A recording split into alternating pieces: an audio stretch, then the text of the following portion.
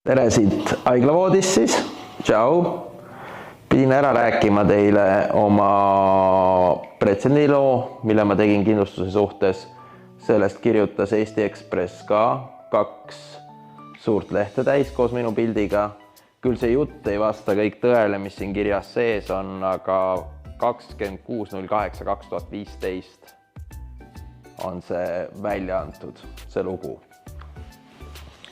Ja nüüd ma hakkan siis nagu algusest peale, et lihtsalt see lugu sai alguse sellest, et ma läksin lihtsalt, mul on 2 kindlustust alati peal olnud. Ja praegu oli samamoodi topeltkindlustused peal. Läksin siis mina panka, kus mul oli siis üks kindlustus, siis ühesõnaga Swedbankast peale pantud. Läksin lihtsalt oma asju ajama korraks pangast läbi, öeldi, et nemad mind välja ei lase. Et teil on punane täpp siin üleval. Ma ütlesin, et aga ma aasta aega tagasi täitsin kõik dokumendid ära ju.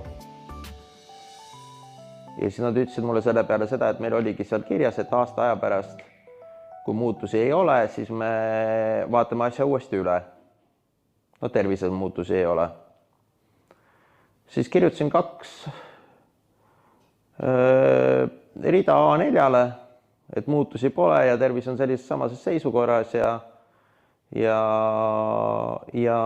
läks ainult mööda 5 päeva. Kandis mulle ligemale 27 000 eurot üle Swedbank.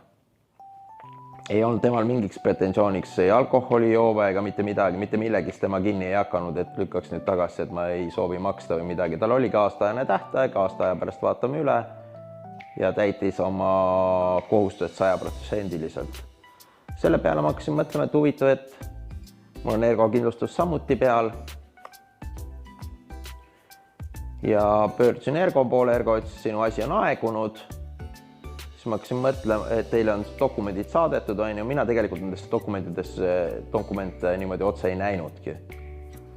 Sest sel hetkel mul ei olnud üldse aega tegeledagi nendega, ma tegelesin oma ravi asjadega ja siis ma otsisin omale juristi. Aga keegi ei tulnud juristiks, nad ütlesid, et ma ajan jama juttu, nad ütlesid, et see asi on aegunud. Ma ütlesin, aga mina ei ole ju dokumenti näinud, mina pean isiklikult peab ära tõendama Ergo pool, et mina olen dokumendid kätte saanud. Kui tema seda tõendada ei suuda, siis ju ei ole ju asi aegunud. Aasta aega peab olema sellest ajast möödas, kui mina olen dokumentidele vastuse saanud. Kõik pidasid seda hulluks jutuks. 10–15 juristi vahel oli kõik tippjuriste, kes üldse nagu liiklusega tegelesid, käisin kõik läbi, kõik lubasid asja võtta, päev 2 hiljem. Kõik saatsid eitava vastuse, et nad seda ei tee. Et nad ei lähe ennast kohtus naeru vääristama, sellepärast et sellel pole perspektiivi. Ja mina siis ei jätnud oma jonni, võtsin kohaliku Peep Rajaveri juristiks, ta ütles, et ta ei tea sellest asjast midagi, ma ütlesin, vahet ei ole, tee algus sisse. Küll pärast saame hakkama. Ja andsime kohtusse asja sisse, Ergo pool siis kohe hakkas pihta, kohus polnudki korralikult saanud alatagi, juba hakkas pihta, et ütles kohtunikule, et see asi on aegunud, seda pole mõtet arutada, läheme laiali. Ja lihtsalt ta nii ülbet suhtust kohtunikusse, et kohtunik ütles, et kas mina olen kohtunik või oled sina kohtunik. Ja mina ütlen, et asi ei ole aegunud. No tegelikult oli see ka õiglane, sellepärast, et ei ole ju võrdväärne kohtlemine, kui kindlustus saab sinu kohta esitada 3 aastat pretensioone, aga sina saad kindlustusele esitada aasta aega pretensioone. Minu pretsedendist siis ongi nüüdsest siis 3 aastat aega esitada ka kahjunõuet kindlustuse vastu. See on üks pretsedent, üks pretsedendi osa sellest. Ja teine osa on see, et ma olin alkoholijoobes.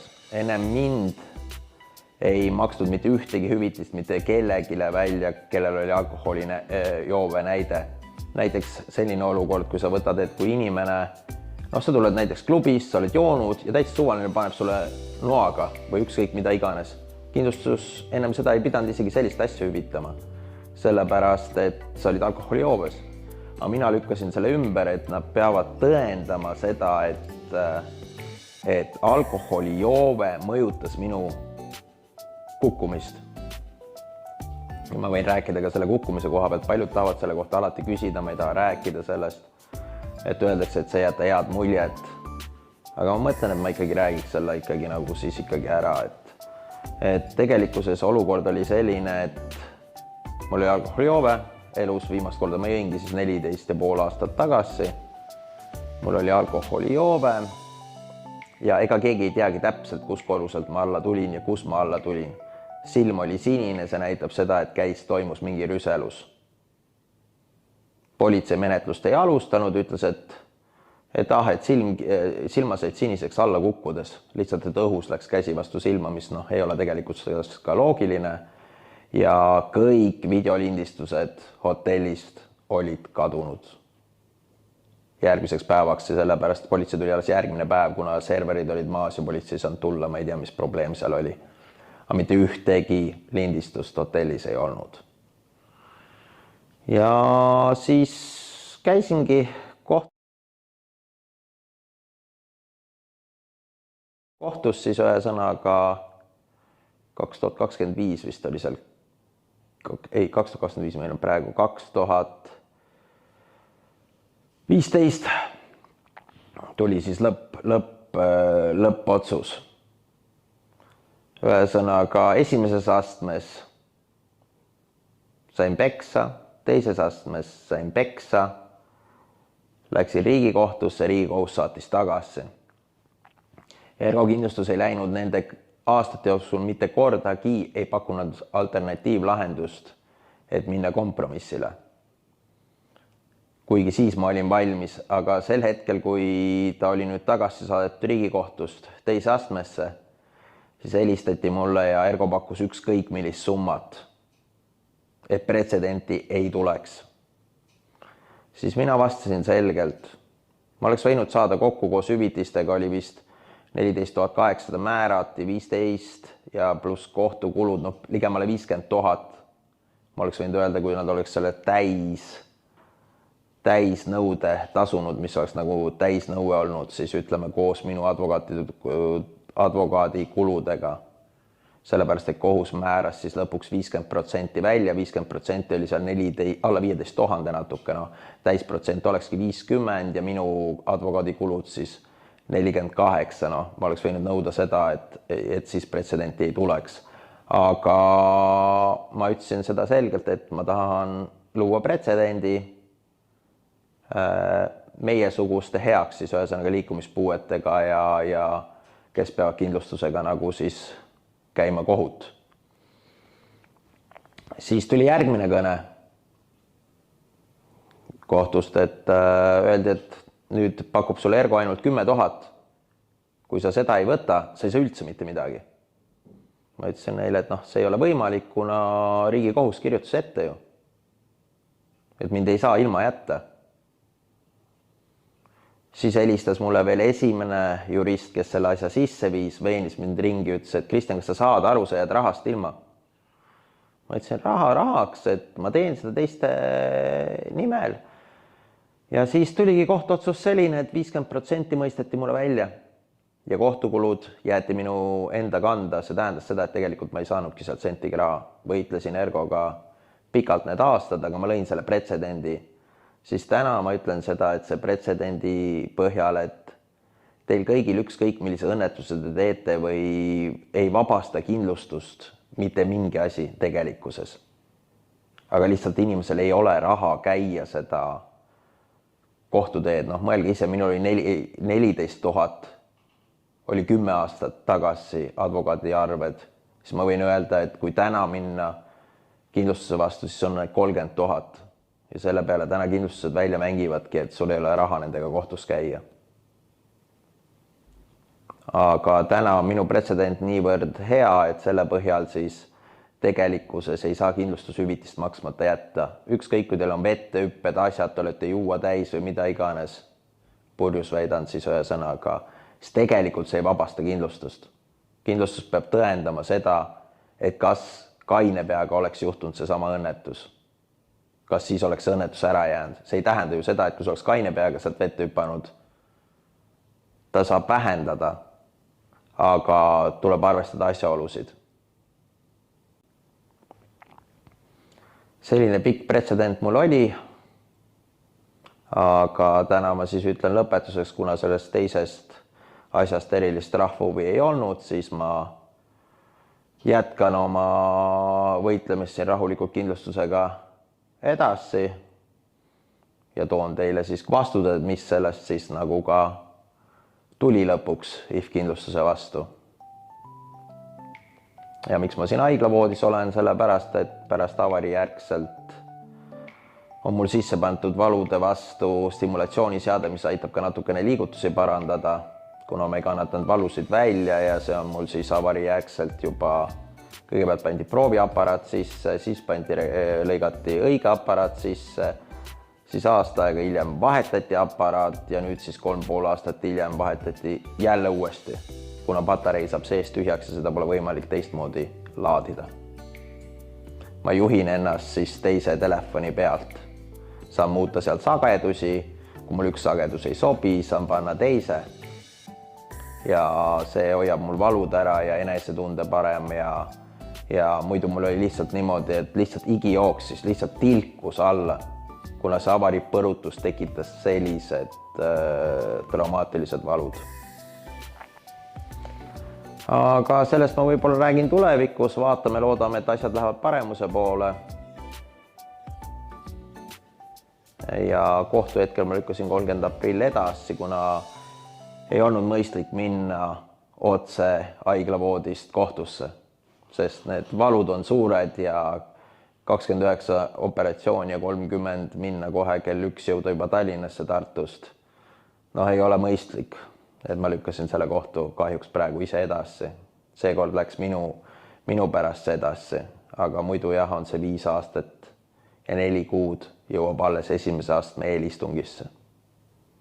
Ja sealt kohalt ma ütlen ka ühe tegelikult positiivse asja. Kohtunik sai kohe aru, et ma olen viga saanud, kuna ta jättis sissemaksu raha kohtusse võtmata. See tähendab, kui sa teed hagi, siis võetakse alati raha sisse, aga kohtunik seda ei võtnud. Aga nüüd meil on uus kohtunik, nii et mis edasi? Ei tea.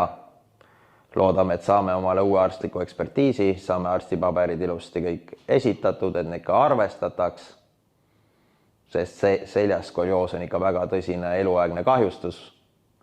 Ja täna on siis IF-il seljaskolioosi vigastuse vastu ainult üks vastus, see arst soovib teda enda juurde ravile. Aga nüüd mul on aega natuke dokumente juurde vormistada ja võtan peale selle arsti veel teisi arste juurde. Ja loodan, et kohus annab mul uue arstliku ekspertiisi. Mul ei ole mõtet seda arstliku ekspertiisi jälle oma raha eest teha kohe alguses esimel laks, sellepärast et kindlust ma võiks minna ja nõuda kohtuliku arstliku ekspertiisi endale. Ma maksan selle kinni ja maksan ka veel järgmise kinni. Ja ekspertiisid ei ole kallid. Ekspertiisidega on ka siuke, et neid kohtutes tehakse nii palju, mitu tükki, kõik on nii erinevad. Võin öelda ka ise isiklikult omast teisest kohtuloost. Tegin omale arstliku ekspertiisi ja kujutate ette, et arstliku ekspertiisist tuli välja, et ma olen joodik. 14,5 aastat ma pole alkoholi tarbinud, et ega need ekspertiisid ka täna ei ole sellised, nagu te arvate, et need tehakse. Vastaspool teeb ka seal väga-väga tugevat tööd. Et selles olukorras, et need ei ole ka alati kõige õigemad, aga üritame, et läheb hästi, kuna kuidas sa väänad selgroomul skolioosist välja. Lihtsalt on vaja jõuda selle arstliku ekspertiisini, et kui see arstlik ekspertiis on käes, siis oleks kõik korras. Ja loodame, et kohus mulle sellega võimaldab. Aga jah, mis siin ikka? Selline oli see pretsedendi lugu, praegune jätk, mis toimub. Ja eks vaatame, kuhu me jõuame. Ja praeguses olukorras oli samamoodi, Swedbanka kohustused olid. Ja võin öelda, et Swedbank maksis 100% oma kohustused välja, mis tal oli ette nähtud. Aga IF kindlustusega ma olen kohtus. See on siis tõend, millega IF kindlustus vaidleb vastu Ivo Koltsi arstliku tõendile, mis on kõige kõrgem üldse. Keegi ei saa tema tõendit ümber lükata. ja nagu te näete, ei luba ka uut arstlikku ekspertiisi tellida. Ühesõnaga, Eesti politsei teeb vale ekspertiisi ja sinu teed ongi kõik lukus tänapäeval Eesti Vabariigis. Et praegu on selline olukord ja see on kriminaalosa sellepärast, et IF Kindlustus on andnud ju vale tõendi sellepärast, et tema Ivo Koltsi juures ei käi mitte ükski ravil, sest IF ei luba ühtegi oma patsiendi Ivo Koltsi juurde ravile. Et see on tegelikult ju kriminaalasja alus. Ta esitab kohtule valeütlusi, mis ei vasta tõele, et pääseda mitte ekspertiisi tegemisest ja vastutuse võtmisest. Vahepeal natukene lõbusamat juttu ka lõppu. Kanal on elama hakanud, kanali vaatamine kuskil 48 tunni jooksul, nii et see hakkas ka elama küll lühivideodega, aga elab. Aga kõike ilusat teile!